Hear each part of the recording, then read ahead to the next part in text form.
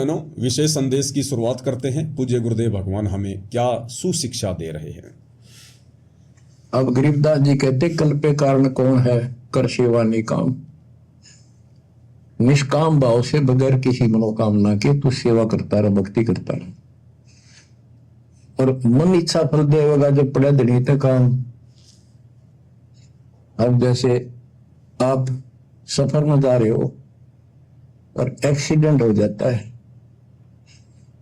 वह धनी का काम है, वह ना को राष्ट्रपति, ना प्रधानमंत्री, ना आपकी संपत्ति और संतान आपकी रक्षा कर सकते, ना आप अपनी संतान की कर सकते। कल पे कारण कौन है, कर सेवा निकाम। मन इच्छा फल देता है जो पड़ा धनी तक काम।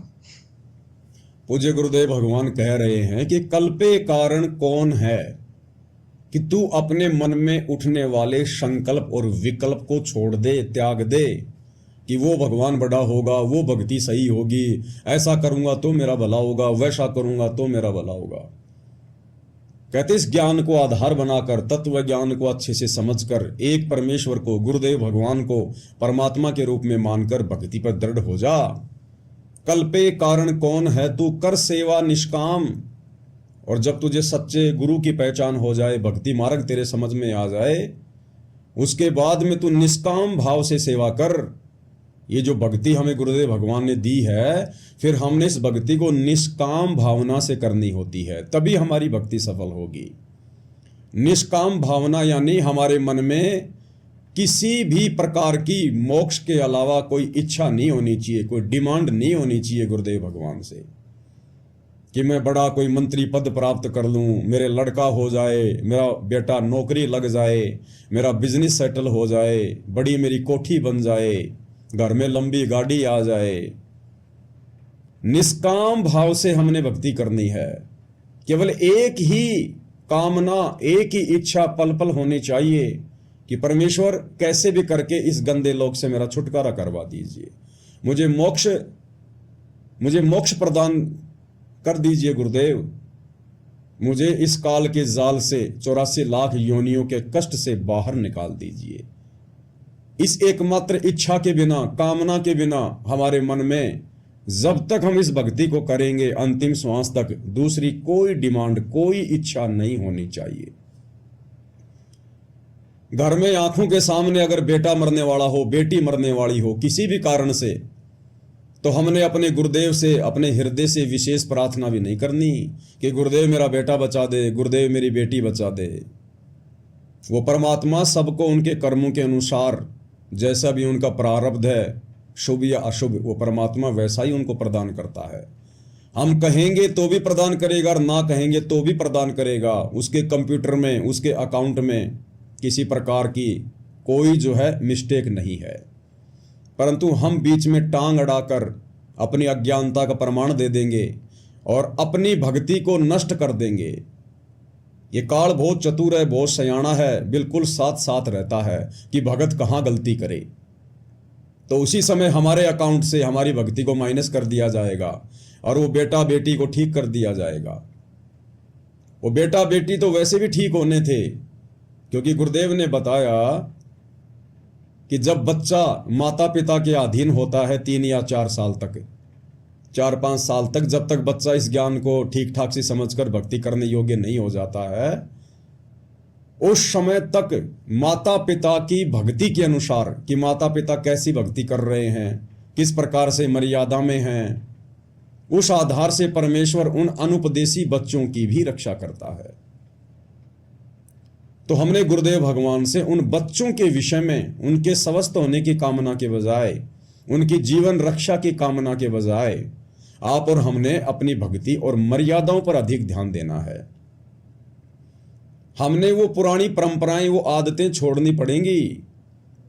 जरा सा बच्चे का स्वास्थ्य खराब हुआ नहीं, जरा सा उसको बुखार हुआ नहीं, हमारी माताएं, हमारी दादी 1.25 रुपया बांध के कपड़े में उसके सिर के ऊपर से यूं करके हैं और जाकर बाहर किसी चौराहे पे रख के आ जाती थी। और घर में जो भी फोटो होती थी शंकर जी की, ब्रह्मा जी की, कृष्ण जी की, माता जी की, ना जाने 20-20 बार उनसे दुआ कर लेती थी, हे भगवान मेरी उम्र मेरे बच्चे को लग जाए, हे परमात्मा मेरे बच्चे को बचाना। तो भाई और बहनों, वो गलतियां अब हमने नहीं करनी। हमने हर प्रकार की उन रीति रिवाजों को, उस छोटी और ज्ञान विरुद्ध उन हरकतों को हमने छोड़ना पड़ेगा। छोड़ देने पछलियों की रीत सतगुरु तारेंगे, और मन कर धीर बांध ले रे बोरे। यानी हमने इस ज्ञान आधार से थोड़ा धैर्य रखना है, विश्वास को बना के रखना है कि मेरा गुरु समर्थ है, मेरा परमात्मा समर्थ है। मेरे परमेश्वर को यह भी पता है कि अगर भगत जिस घर में रह रहा है, अगर उस घर में कोई नुकसान हो गया, कोई आपत्ति आ गई, तो भी मेरा भगत भक्ति से डिस्टर्ब होगा। तो परमात्मा नहीं चाहता कि मेरा बेटा, मेरा भगत डिस्टर्ब हो। तो हर संभव कोशिश करते हैं गुरुदेव भगवान जोड़ जुगाड़ लगाने की, उनके संस्कारों को इधर उधर सेट करने की। लेकिन उसके लिए भाई और बहनों, आप और हमने दृढ़ रहना पड़ेगा। आप और हमारी भूमिका बहुत ज्यादा महत्व रखती है। यानी माता पिता की, अगर बच्चे छोटे हैं तो माता पिता की भूमिका बहुत ज्यादा है। माता पिता की भक्ति के आधार से, उनके समर्पण भाव को देखकर, उनकी मर्यादा को देखकर गुरुदेव भगवान उन बच्चों की भी यथासंभव रक्षा करते हैं। और एक सत्संग में तो गुरुदेव ने बताया कि अगर आप भक्ति पे पूर्णतया दृढ़ हो जाओ, बिल्कुल संसार की सुनना ही बंद कर दो, तो परमेश्वर आपके रिश्तेदारों तक की रक्षा करेंगे। रिश्तेदारों तक की, ये वो परमात्मा है। तो बच्चों की तो चिंता ही छोड़ देनी चाहिए। हमने कोशिश करें हम अपने बच्चों को इस मार्ग पर लगाएं, ज्ञान समझाएं, और फिर भी यदि वो नहीं मानते हैं तो फिर इसमें आप और हमारा दोष नहीं है। और यदि फिर उसके बाद जब वो बच्चे समझदार हो जाते हैं, 12, 13, 14, 15 साल के, 20 साल के, और यदि इस भक्ति मार्ग को नहीं अपनाते हैं, अपनी मनमानियां करते हैं, जगत भाव में चलते हैं, और यदि फिर उनके साथ कोई अप्रिय घटना घटित होती है, तो फिर उस समय भगत ने फिर चिंता नहीं करनी चाहिए, भगत ने फिर चिंतित नहीं होना चाहिए। क्योंकि ना तो आपने समझाने में कोई कमी छोड़ी, ना परमात्मा ने मौका देने में कोई कमी छोड़ी। अब भाई उन आत्माओं के अपने संस्कार हैं। ऐसे बेटा बेटी ना जाने हमने करोड़ों अरबों पैदा कर करके छोड़ रखे हैं, जिनके नाम के गांव बसे हुए हैं, आज हमें पता भी नहीं है।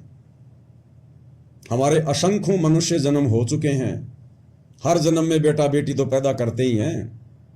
हम भी किसी के बेटा बेटी रहे हैं, हमारे भी कितने बेटा बेटी रहे हैं। अब पिछले जन्म में हमारे माता पिता कौन थे, हमारे बेटा बेटी कौन थे, हमें कुछ भी याद नहीं है, भुला दिया गया है। तो ऐसे ही हमारे असंख्य जन्म हो चुके हैं, ना जाने कितने हमारे बेटा बेटी, करोड़ों की संख्या में।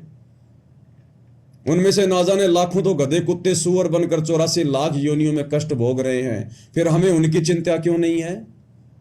उनमें से ना जाने कितने मंत्री बन रहे हैं, कोई संतरी बन रहे हैं, कोई बड़े बड़े अधिकारी बन के बैठे हैं मनुष्य जन्म लेके। फिर हम उनकी चिंता क्यों नहीं कर रहे कि ये भगवान वो भक्ति नहीं करेंगे तो उनका क्या होगा? तो भाई और बहनों, जब हमें उन असंख्य जन्मों के बेटा बेटियों की चिंता नहीं है, तो फिर इस वर्तमान जन्म के बेटा बेटियों की हमें इतनी चिंता क्यों? परमात्मा इसी चिंता को तो समाप्त करवाना चाहते हैं अपना ज्ञान देकर, ज्ञान आधार से, कि जिस प्रकार तुम उनको भूल गए, तुमने उनको भगवान भरोसे छोड़ दिया। तुम्हारे मरने के बाद तुम ये सोचते सोचते मर गए थे कि हे भगवान मेरे बेटे का क्या होगा, मेरी बेटी का क्या होगा।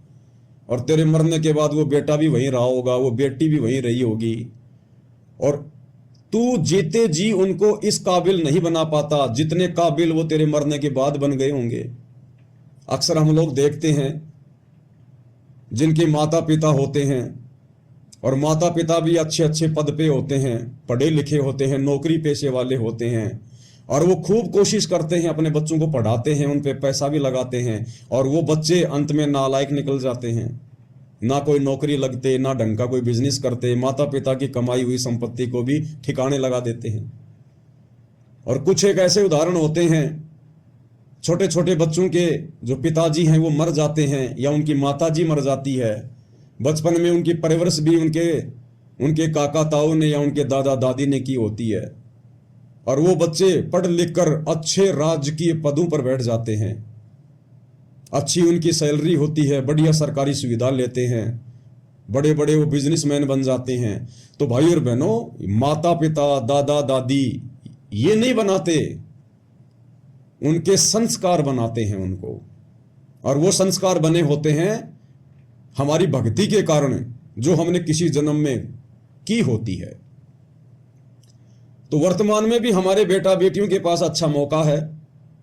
अगर वो भक्ति करते हैं तो बहुत अच्छी बात है, अगर नहीं करते हैं तो फिर हमने उनको उनके हाल पर छोड़ देना चाहिए। फिर हमने उनकी चिंता नहीं करनी चाहिए। जब हजारों लाखों को छोड़ चुके हैं तो एक या दो या तीन होंगे, उनको भी छोड़ दीजिए। मार्ग तो आपने बता ही दिया, आप तो दोषी है नहीं और वो भी बालक नहीं है जो समझ नहीं रहे होंगे।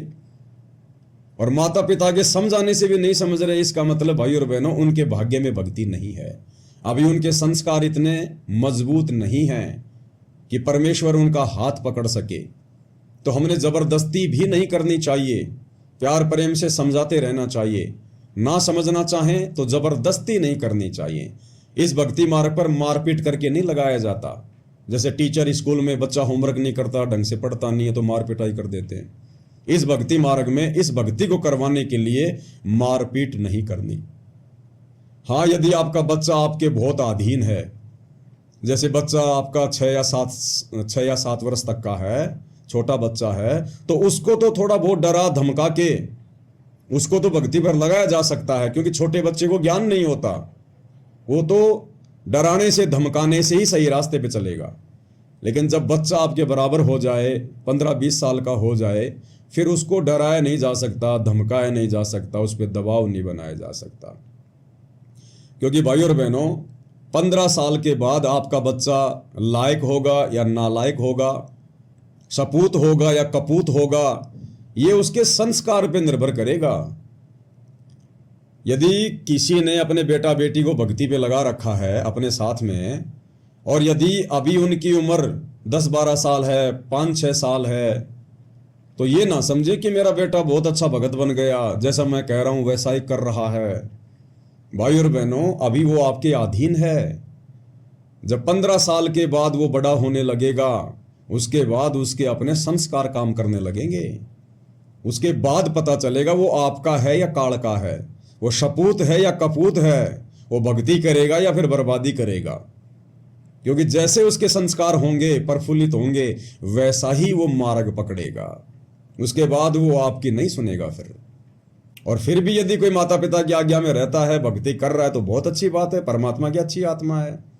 लेकिन हमने आश्रित नहीं होना, उनके भरोसे रहने की नहीं सोचनी है कि बेटा बेटी बिगड़ गए तो मेरा बुढ़ापे में क्या होगा, मेरे बुढ़ापे के सहारे का क्या होगा। नहीं, जिनके बेटा बेटी नहीं है, जिनको परमात्मा ने इस आफत में डाला ही नहीं है, आम समाज जिनको बांझ कहता है, और वो परमात्मा की विशेष प्यारी आत्मा होती है, परमात्मा ने इस लफड़े में उनको डाला ही नहीं है, उनका तो सीधा मोक्ष अगर मर्यादा में रह के भक्ति पर लगे रहे तो वो भी तो किसी के आश्रय जिएंगे, वो भी तो किसी के आश्रय भक्ति कर रहे हैं। अंत में हमारा बुढ़ापा संवारेगा हमारा भगवान, हमारा गुरु, जो तीनों लोकों में प्रवेश करके सबका धारण पोषण कर रहा है। संस्कार आधार से परमात्मा सबकी परवरिश कर रहा है। हमारा गुरु हमें संभालेगा, हमारी परवरिश हमारा गुरु करवाएगा।